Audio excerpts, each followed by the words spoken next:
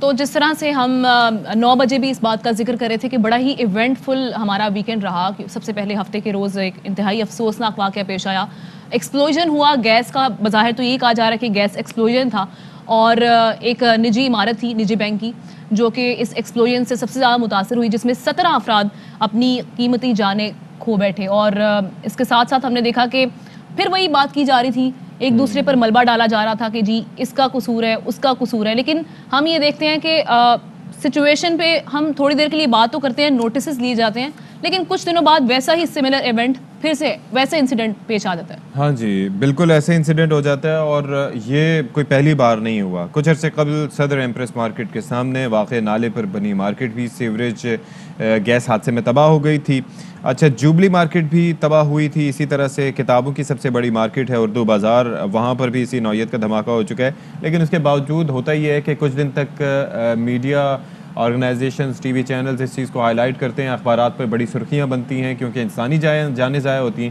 لیکن اس کے بعد سارے معاملات اسی طریقے سے نارملائز ہو جاتے ہیں. سپریم کورٹ کے احکامات بھی اس پر موجود ہیں. جون میں اس سے متعلق فیصلہ بھی جاری کیا گیا ہے. بڑے نالوں کی جو کلیئرنس ہے اس کے حوالے سے بھی, تجاوزات کے خاتمے کے حوالے سے بھی, اور اوور آل شہر کے جو نالے ہیں, جو واٹر ڈرینز ہیں, ان کو خالی کیا جائے, بھلے جو سیوریج لائنز ہیں ان کو خالی کیا جائے, تاکہ نہ صرف یہ کہ کچرا پائل اپ ہو اس کا بھی خاتمہ ہو سکے, بلکہ شہر بھی صاف ستھرا تھوڑا سا ہو سکے. ابھی بھی بہت ساری ایسی عمارات ہیں جو کہ ایسے نالوں پر قائم ہوئی ہوئی ہیں اور ان کے خلاف کہا یہ جا رہا ہے کہ ایکشن لیں گے, لیکن ہمیں ایکشن کب دکھائی دے گا تاکہ اس طرح کے انسیڈنٹ سے بچا جا سکے. اور ایک اور چیز یہاں پر میں مینشن کروں گی ستی, ہم نے دیکھا کہ پی ٹی آئی کے ایم این اے عالمگیر خان صاحب, ان کے والد صاحب بھی اسی حادثے میں گزر گئے. ایگزیکٹلی, اور کچھ اور سٹاف بھی تھا جو کہ شو روم میں موجود تھا اور وہ بھی اسی حادثے کا شکار ہو گئے. جو بینک کے گارڈز تھے, ایک گارڈ کی اسی وقت ہم دیکھ رہے تھے کہ زندگی چلی گئی تھی. پھر ایک دوسرے گارڈ بھی تھے جو کہ لوگوں کو وہاں سے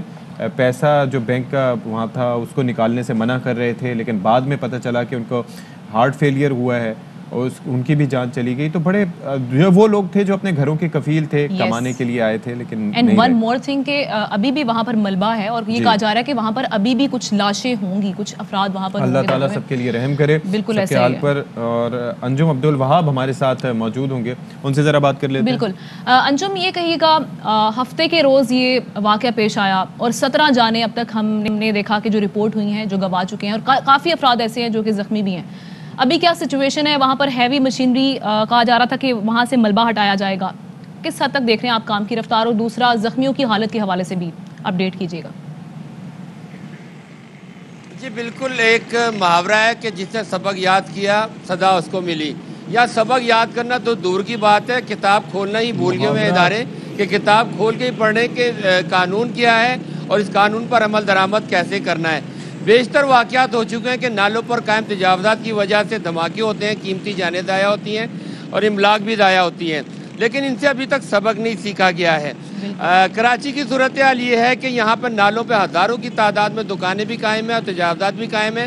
شیرشاہ پراجا چوک کی جو صورتحال ہے, یہاں پر بھی 100 سے زائد تعمیرات بتائی جا رہی ہیں جو نالے کے اوپر ہے. ہیوی مشینری یہاں پہنچ کر ملبہ تو نکال رہی ہے, لیکن جو ملبے کے علاوہ جو دیگر یہاں پر تجاوزات موجود ہیں, دکانیں ہیں, گھر ہیں, دفاتر ہیں, ان کو اٹھانے کا بھی کوئی سلسلہ شروع نہیں کیا گیا. اسی طرح صورتحال دیکھی جائے دوسرے علاقوں کی, تو دوسرے علاقوں میں بھی یہی حال ہے کہ نئی کراچی, نارتھ کراچی کا ذکر سعید غنی نے بھی ہفتے کے روز اپنی ایک تقریر میں کیا تھا کہ نارتھ کراچی, نئی کراچی میں کافی مسائل ہیں, اور یہ مسائل نالوں پر تجاوزات کی صورت میں مسائل پہ ظاہر ہے کہ بڑا اہم ٹاپک ہے جس پہ آپ بات کریں, اس پہ ہم مزید ڈسکشن کریں گے. اہم ترین ایک معاملے پہ ہم بات کر رہے تھے, کراچی میں جو دھماکہ ہوا اور گیس کی وجہ سے ہوا, سیوریج لائن کی وجہ سے ہوا, اور اس کے نتیجے میں اب تک 16 زندگیاں جو ہے وہ چلی گئی ہیں, اور اس کے بعد کئی لوگ زخمی ہیں, کئی گھرانے اپنے کفیلوں سے محروم ہو گئے ہیں, اور ایک المیہ ہے جس نے جنم دیا, اور ایک ناگہانی آفت ہے جس کا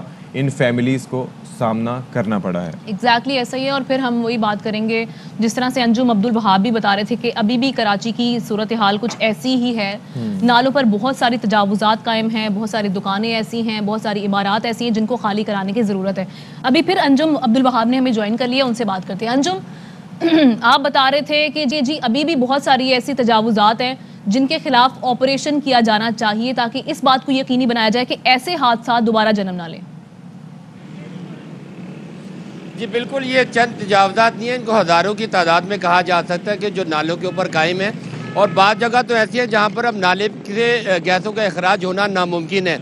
اگر ہم جیسا کہ میں نے ذکر کیا تھا نیو کراچی، نارتھ کراچی کا، منظور کالونی کے علاقوں کا ہے، لانڈی کورنگی، مختلف نالے ہیں جو چھوٹے بڑے نالے ہیں، بڑے نالے تو صاف کر لیے گئے لیکن جو چھوٹے نالے ہیں ان پہ ہزاروں کی تعداد میں دکانیں ابھی بھی قائم ہیں، ان دکانوں کے اوپر رہائشی یونٹ بھی قائم کر لیے گئے کہ پہلی منزل دوسری منزل وہ بھی قائم کر لی گئی ہے۔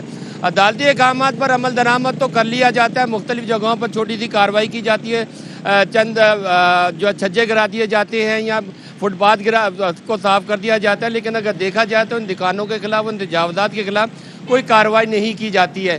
جو ظاہر اب یہ دکانیں یہاں پر برسوں بیت چکے ہیں، بعض جگہ تو ایسے ہیں 30 سال بیت چکے ہیں اور دکاندار یہاں پر اپنا کاروبار کر رہے ہیں، اور یقیناً ان کو جب ہٹایا جائے گا تو ان کا روزگار بھی متاثر ہوگا۔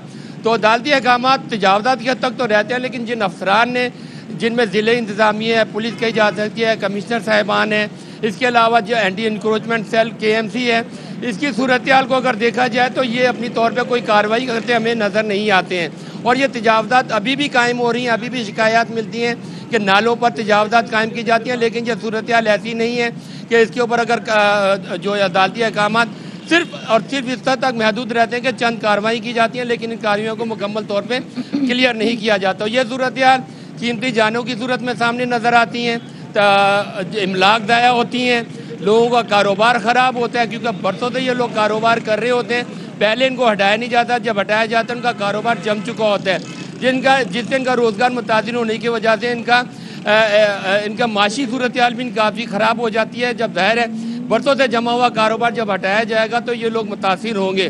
تو اس صورتحال کو انتظامیہ کو پہلے ہی غور کرنا چاہیے کہ تجاوزات قائم نہ ہونے دیں تاکہ لوگ بھی متاثر نہ ہوں، اور اگر اس قسم کے واقعات ہوتے ہیں تو اس میں قیمتی جانیں بھی ضائع ہوتی ہیں۔